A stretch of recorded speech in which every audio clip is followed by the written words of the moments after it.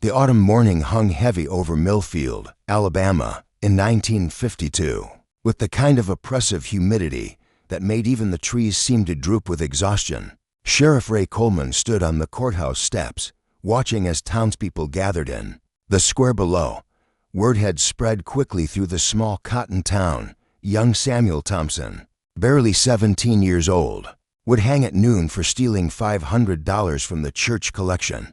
Biggest crowd we've had since the war ended, Deputy Pete Morrison observed, adjusting his head against the morning sun. The wooden gallows, hastily constructed overnight, stood like a dark monument in the center of the square, its shadow falling across the red dirt where children often played marbles and hopscotch. Sheriff Coleman nodded grimly. He'd been wearing a badge in Millfield for 15 years, had seen his share of criminals and troublemakers, but hanging a boy barely out of childhood sat in his stomach like a stone. Judge Harrison wants this done quick and public. Says it'll serve as a warning to other young folks who might be tempted to steal from the Lord's house. The theft had shocked the community to its core. First Baptist Church of Millfield was more than just a place of worship. It was the beating heart of the town, where marriages were celebrated, babies were baptized, and the dead were mourned. The collection money wasn't just currency. It represented the widow's mite, the farmer's tithe, the sacrifice of hardworking people who gave what little they had to support their faith. Samuel Thompson sat in his cell, staring at the small window that showed him glimpses of the gathering crowd. His wrists were raw from the shackles, and his young face bore the hollow look of someone who'd given up hope. At 17, he should have been thinking about girls, about his future, about the cotton harvest that would come in a few weeks. Instead, he was counting the hours until his death. Sam, Sheriff Coleman said, unlocking the cell door. Time to go. The boy looked up with eyes that seemed far older than his years. Sheriff, I want you to know I didn't do it. I never took that money. Coleman had heard the same protest dozens of times. Over the past week, the evidence was overwhelming. Samuel had been seen near the church on the night of the theft. He'd been found with $20 in his pocket the next morning, more money than a sharecropper's son should have, and most damning of all, he couldn't explain where he'd been or what he'd been doing. Son, Coleman said gently, it's time to make peace with your maker. Reverend Mitchell is waiting to pray with you.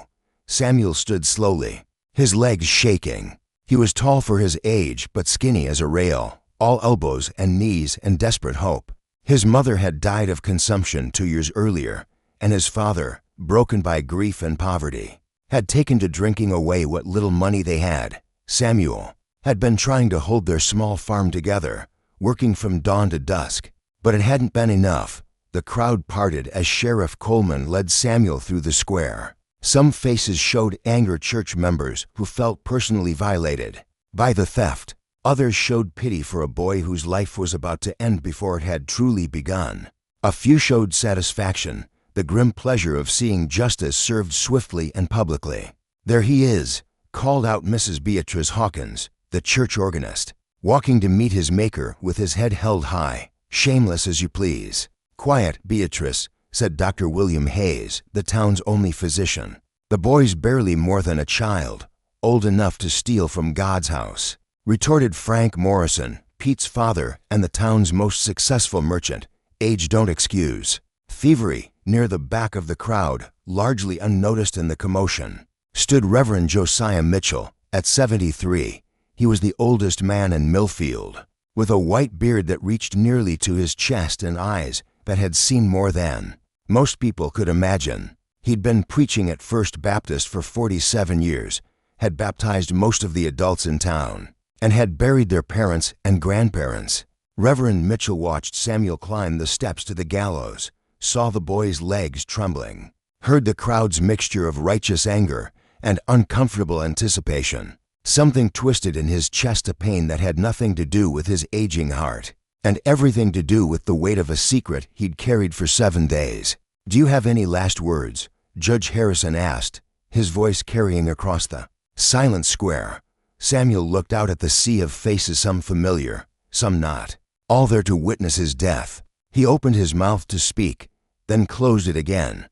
What was there to say? That he was innocent. He'd said it 100 times, and no one believed him.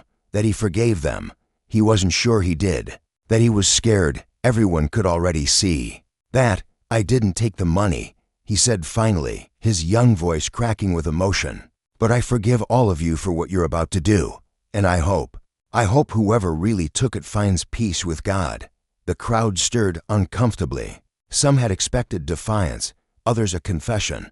This quiet dignity from a boy about to die was harder to bear than either would have been. Reverend Mitchell felt the words building in his throat like a scream.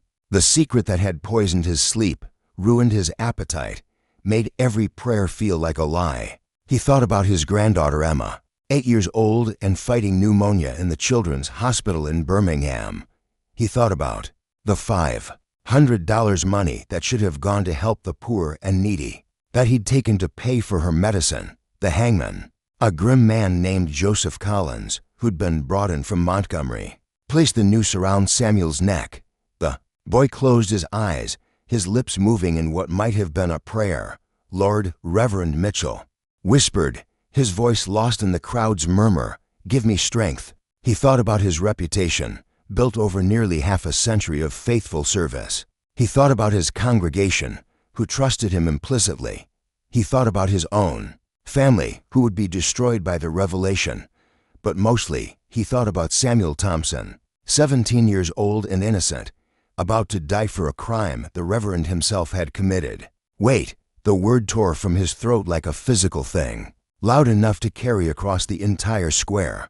Wait, stop this. Every head turned toward him as he pushed through the crowd, his aged legs moving faster than they had in years. Sheriff Coleman held up a hand to the hangman, who stepped back from the lever. Reverend Mitchell. Judge Harrison called out, "What's the meaning of this?" The old preacher climbed the steps to the gallows platform, his breath coming in short gasps. Up close, Samuel looked even younger, even more terrified. Their eyes met, and Reverend Mitchell saw something there that nearly broke his heart. Hope. "Your Honor," Reverend Mitchell said, his voice carrying clearly in the sudden silence. "This boy is innocent." A murmur ran through the crowd like wind through wheat. Judge Harrison frowned. "Reverend, I understand your desire for mercy, but the evidence is wrong." Reverend Mitchell interrupted. "Samuel Thompson didn't steal that money." He turned to face the crowd, seeing the confusion and growing suspicion on their faces. "I did." The silence that followed was absolute. Even the birds seemed to stop singing. Sheriff Coleman stared at the old preacher in shock, while Judge Harrison's mouth opened and closed without sound. "You?" Mrs. Hawkins called out from the crowd. "Reverend, that's impossible. You would never." "I took the money," Reverend Mitchell said, his voice growing stronger with each word. $500 from the collection box. "I broke into my own church and stole from my own congregation." The crowd erupted in chaos, shouts of disbelief, cries of confusion, angry demands for explanation.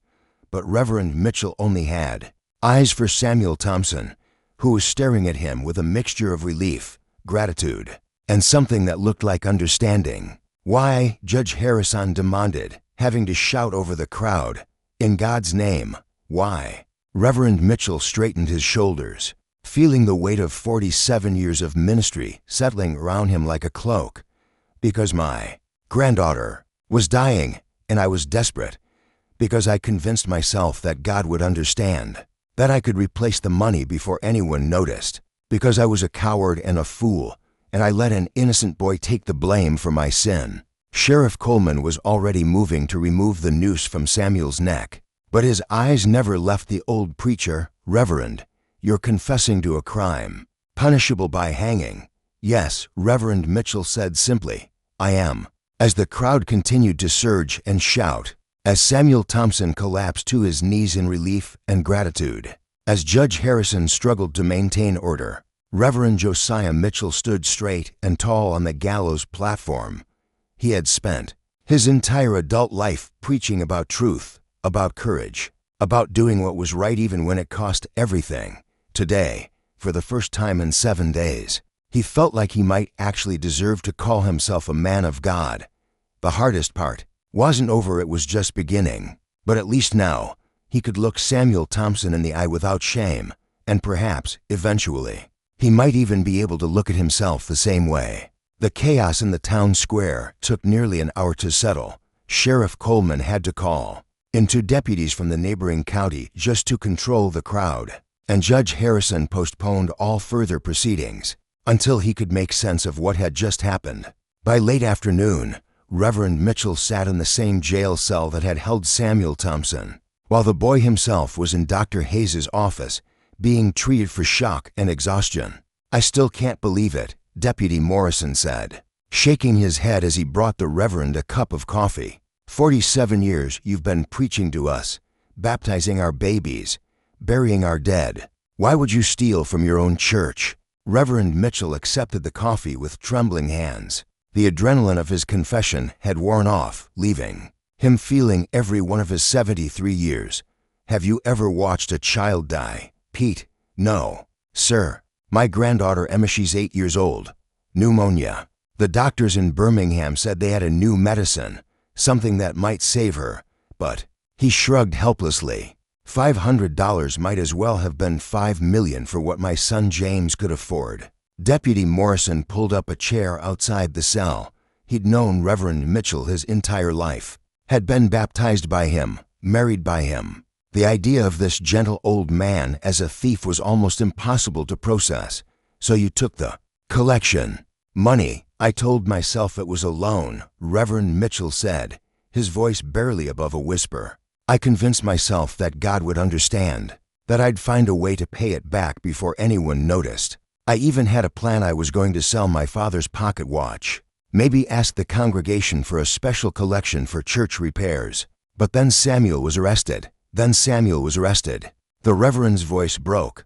"A 17-year-old boy accused of the crime I committed, and I was a coward. I told myself he'd just get a few months in jail, that maybe it would teach him a lesson about staying out of trouble. But then Judge Harrison decided to make an example of him." Reverend Mitchell nodded, unable to speak. The death sentence had been announced 3 days ago, and every night since then, the old preacher had barely slept. He'd stood at his pulpit on Sunday, looking out at his congregation while they sang hymns and prayed for justice, knowing that their prayers were being answered in the cruelest possible way. "Reverend," Deputy Morrison said carefully, "why couldn't you just ask the congregation for help? You know, people in this town would have moved heaven and earth to help Emma." "Pride," Reverend Mitchell said simply. "Foolish, sinful pride. He's had a hard time since he came back from Korea. Drinking, gambling, can't hold down a job. I was so ashamed that my own son couldn't provide for his daughter, so humiliated that people would see our family's failure." He looked up at Pete with eyes full of regret. "I chose my reputation over that boy's life. God forgive me, I chose my reputation over that boy's life." The cell door opened, and Sheriff Coleman entered with Judge Harrison and Dr. Hayes. The 3 men looked grim, and Reverend Mitchell braced himself for whatever was coming. "Reverend," Judge Harrison said, "we need to understand exactly what happened. The evidence against Samuel Thompson was quite compelling. The $20 he was found with." Reverend Mitchell said, "I gave it to him." "You gave it to him?" Sheriff Coleman's eyebrows rose. "Why?" "The night I stole the money, I was leaving the church when I saw Samuel walking down the road. He looked terrible thin, tired, like he hadn't eaten in days. I felt guilty, I suppose. Here I was, stealing money meant to help people like him, and there he was, clearly in need." "So you gave him $20, Dr. Hayes said, just like that." "I told him it was from a special church fund for needy families. He didn't want to take it at first, too proud, like his mother was. But I convinced him it was God's will." Reverend Mitchell's laugh was bitter. "I used God's name to cover my theft and to make an innocent boy look guilty." Judge Harrison paced the small cell area, his mind working through the implications. The timing would have been right. Samuel was seen near the church around the time the money was discovered missing. "Because I walked him home," Reverend Mitchell said. "I wanted to make sure he made it safely. It was late, and there'd been some trouble with drifters in the area. When people saw him near the church that night, they assumed he was the thief." "And you let them assume it," Sheriff Coleman said, his voice hard with disapproval. "Yes," Reverend Mitchell said. To my eternal shame, I let them assume it. The four men stood in uncomfortable silence for a moment. Finally, Dr. Hayes spoke up.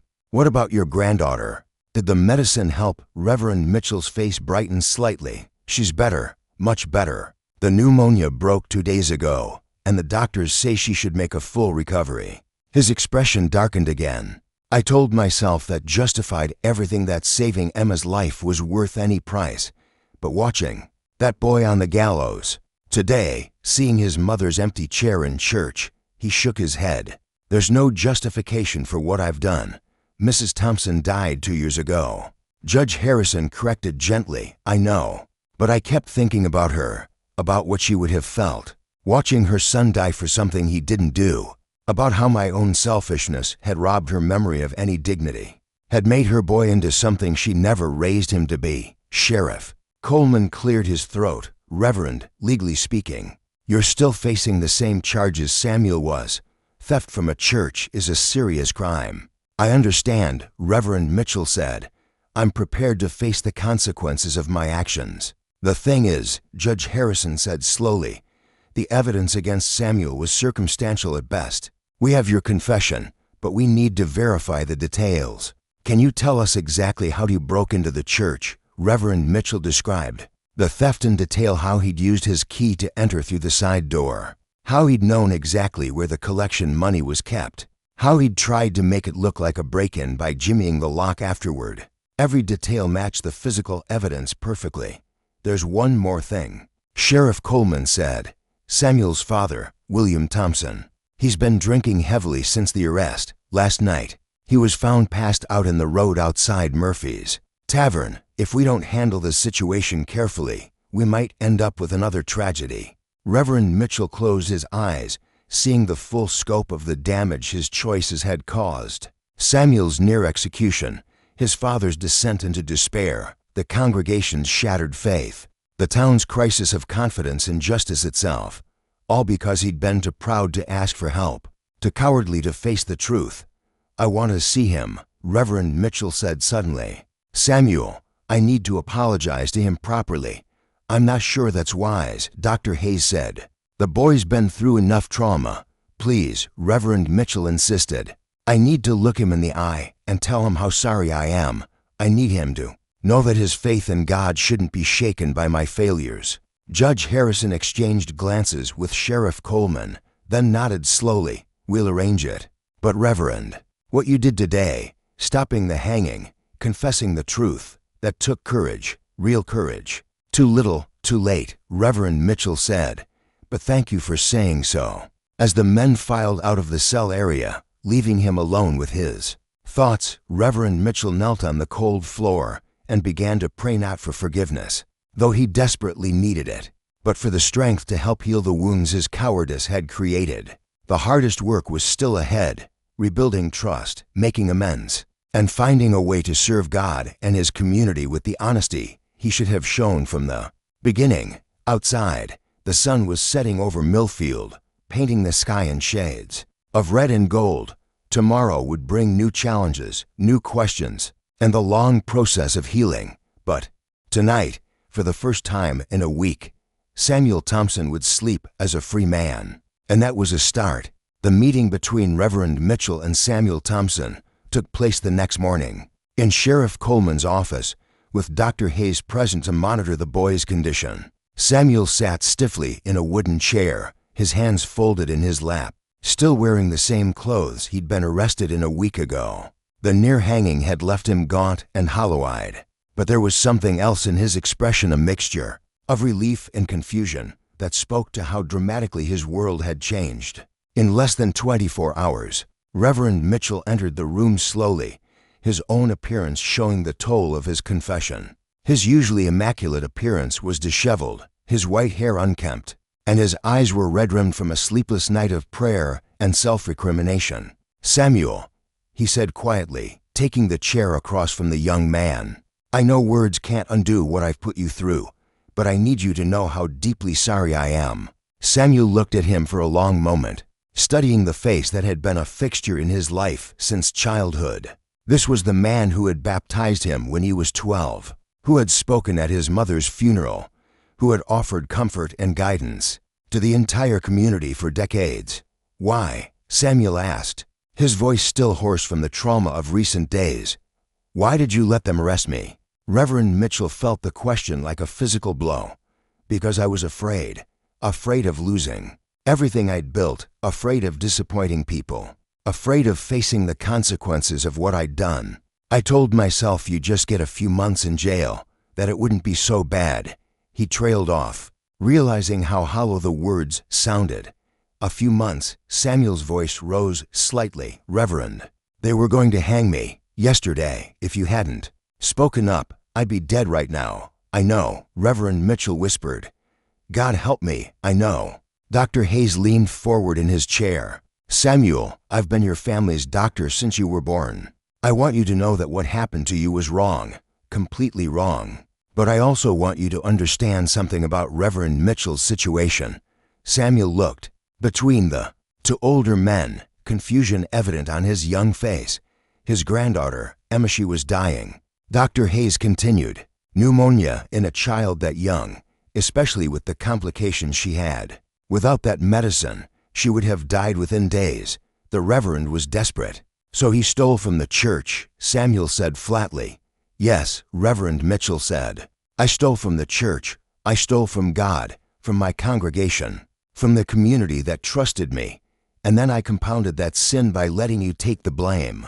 Samuel was quiet for a long time, staring at his hands. When he finally spoke, his voice was calmer, more thoughtful. "My mama always said you were the best man she knew. She used to tell me that if I ever wanted to know what a real Christian looked like, I should watch how you treated people." Reverend Mitchell felt tears threatening.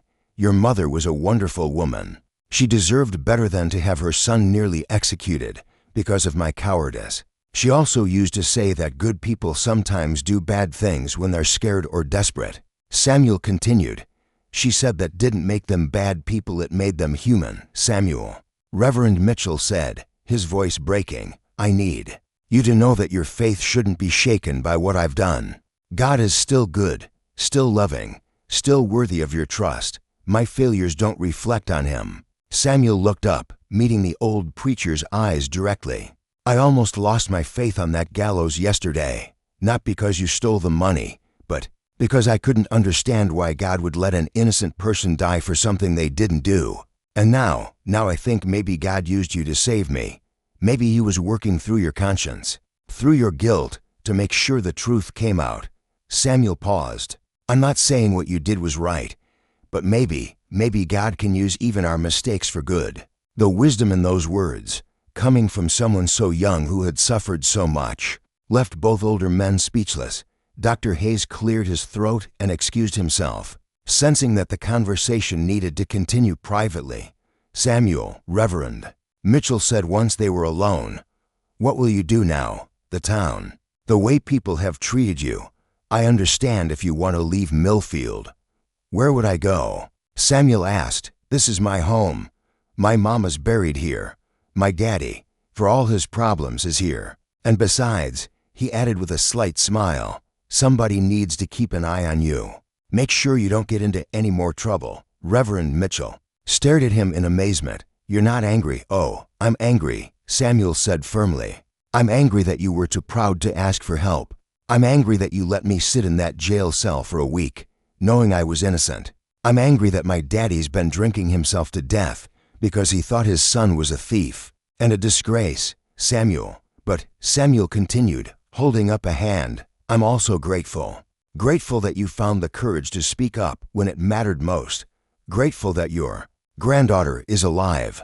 And grateful that maybe, somehow, some good can come out of all this."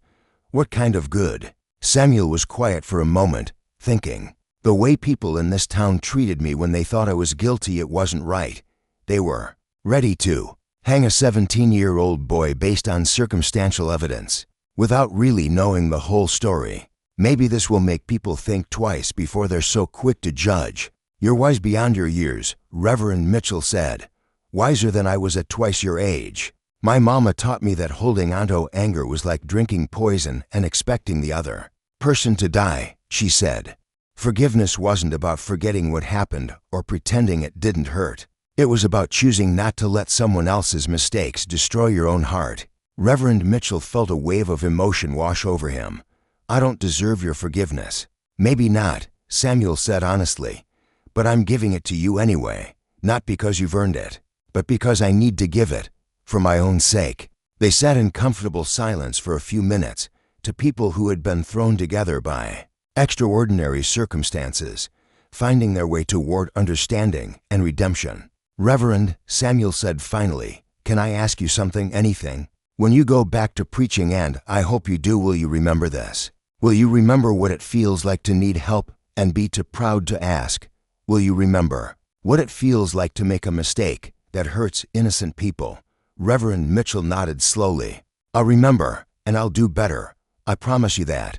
"Good," Samuel said, standing up, "because I'll be in the front pew every Sunday, making sure you keep that promise." As they shook hands, both men understood that something fundamental had changed between them and in the community around them. The price of truth had been high-damaged reputations, shattered assumptions, and painful revelations about human nature.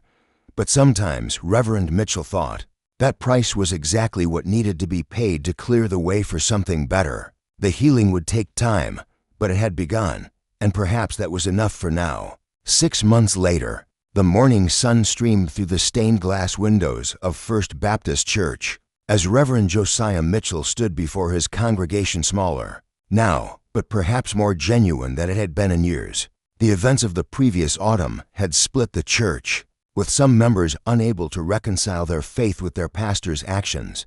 Others had stayed, drawn by a new honesty in his preaching that replaced the comfortable platitudes of earlier years. In the front pew, as he had promised, sat Samuel Thompson. The young man had changed significantly over the winter months. He'd put on weight. His face had filled out, and there was a confidence in his bearing that hadn't been there before. Next to him sat his father, William Thompson, 3 months sober and working as a mechanic at Morrison's garage. The near loss of his son had shocked William into facing his own demons, and with the help of Dr. Hayes and the support of a few understanding friends, he was slowly rebuilding his life. "Today I want to talk about grace," Reverend Mitchell said, his voice carrying clearly through the sanctuary. "Not the kind of grace we think we deserve, but the kind we receive when we least expect it and most desperately need it."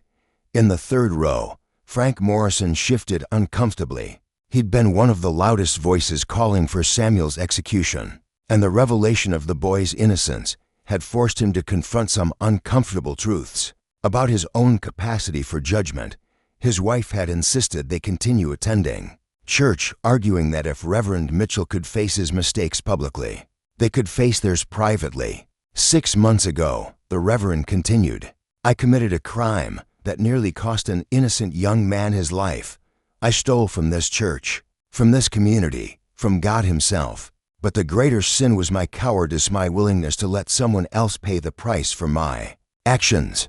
Near the back of the church, Harold Whitman, the bank president, listened with particular attention. The financial aspects of the case had been resolved. Reverend Mitchell had paid back the stolen money from the sale of family heirlooms and had accepted a reduced salary to cover the remainder. But the moral questions raised by the incident had prompted Harold to examine his own business practices, particularly his treatment of struggling borrowers.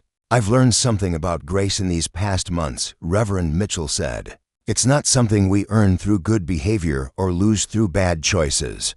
Grace is what happens when someone chooses to love us despite our failures, to forgive us despite our betrayals, to believe in our capacity for redemption despite all evidence to the contrary." In the choir loft, Mrs. Beatrice Hawkins dabbed at her eyes with a handkerchief. She'd been among the most vocal in condemning Samuel Thompson, and the shame of her rushed judgment had driven her to volunteer at the county orphanage, trying to make amends through service to other vulnerable children. After the service, people gathered in small groups outside the church, their conversations more subdued than they once had been. The easy certainties that had once characterized their community had been shaken, replaced by a more complex understanding of human nature and divine mercy. Reverend Mitchell called out Dr. Hayes, approaching with his wife and teenage daughter. "Excellent sermon today, Emma's visiting from Birmingham. She wanted to thank you personally." Emma Mitchell stepped forward, a healthy 8-year-old, with bright eyes and pink cheeks, showing no sign of the illness that had nearly killed her the year before. "Grandpa Joe," she said, using the nickname she'd always called him, "I drew you a picture." She handed him a crayon drawing of a church with people standing outside, all holding hands. At the top, written in careful child's handwriting, were the words, "Thank you for saving my life." Reverend Mitchell knelt down to her level, his eyes misting. "Emma, sweetheart, I need you to understand something. What I did to get the money for your medicine was wrong. It hurt a lot of people, I know," she said solemnly. "Daddy explained it to me, but you saved me anyway, and then you saved Samuel too. Daddy says that makes you a hero." "No, honey," Reverend Mitchell said gently. "It makes me a man who made terrible mistakes, but was blessed with the chance to make things right." Samuel Thompson approached, having overheard the conversation. "Actually," he said, crouching down next to Emma, "I think it makes him human, just like the rest of us." Emma studied Samuel with the intense curiosity of childhood. "Are you the boy who almost died because of the medicine money?" "I am," Samuel said. "Are you mad at Grandpa Joe?" Samuel looked up at Reverend Mitchell, then back at the little girl. "I was, for a while. But you know what? Being mad was making me feel sick inside, so I decided to forgive him instead." "That was smart," Emma said approvingly. "Mama says forgiving people makes your heart feel lighter." As the crowd began to disperse, Judge Harrison approached the small group.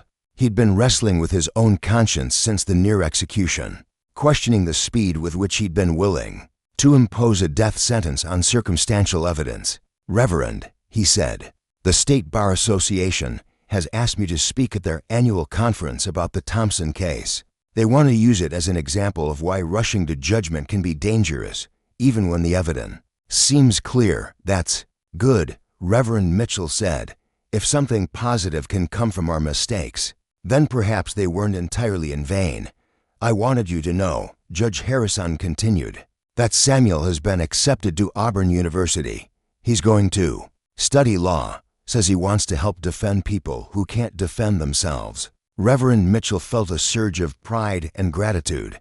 "He'll make an excellent lawyer. He has a rare combination of wisdom and compassion." As the afternoon wore on and the church grounds gradually emptied, Reverend Mitchell found himself alone with Samuel and William Thompson. The three men stood in the shade of the old oak tree, where church picnics had been held for generations, where children had played and couples had courted and families had gathered in celebration and sorrow. "Reverend," William said, his voice rough with emotion, "I never properly thanked you for what you did that day, for saving my boy's life.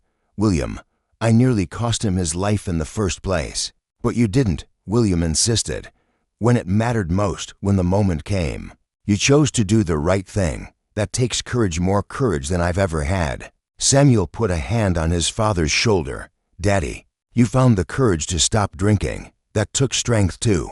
As the three men talked, other members of the community went about their Sunday routines. But the conversations were different now. The easy gossip and quick judgments had been replaced by more thoughtful discussions, a greater willingness to consider multiple perspectives before drawing conclusions.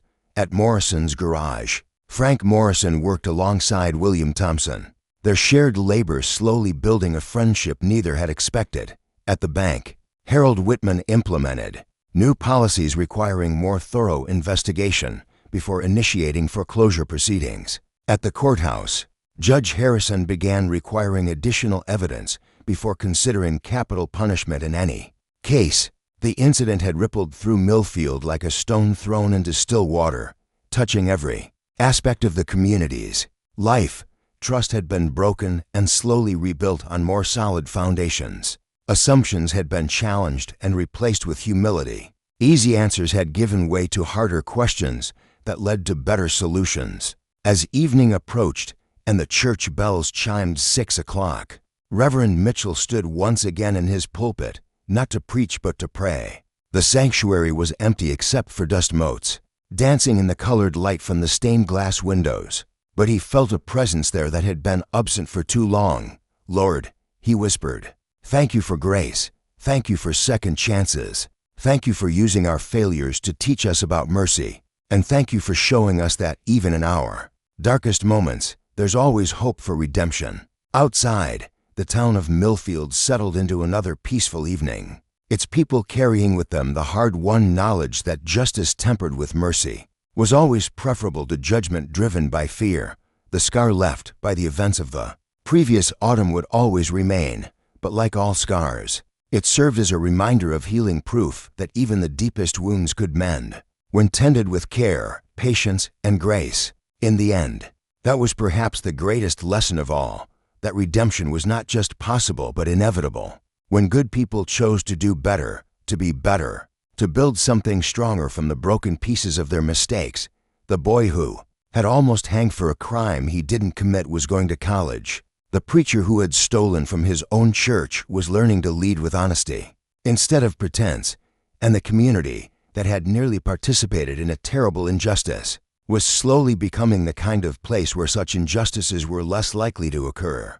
It wasn't a perfect ending, but it was a true one. And in the small town of Millfield, Alabama, that was enough to build a future on one honest conversation, one act of courage, one moment of grace at a time. The boy who had been saved from the gallows would go on to become a lawyer, defending the innocent and upholding the principles of justice his near death had taught him to value. The preacher who had confessed his sins would continue to serve his community, but with a humility and authenticity that made his ministry more powerful than it had ever been before. And the town itself would remember not just the day they almost hanged an innocent boy, but the day they learned that true justice required not just law and order, but wisdom, compassion, and the courage to admit when they were wrong. Sometimes the greatest victories came not from being right the first time, but from finding the strength to make things right when they went terribly wrong. And in that small Alabama church, under the watchful eyes of stained glass saints and the infinite mercy of a God who specialized in second chances, that lesson would be taught and retaught for generations to come.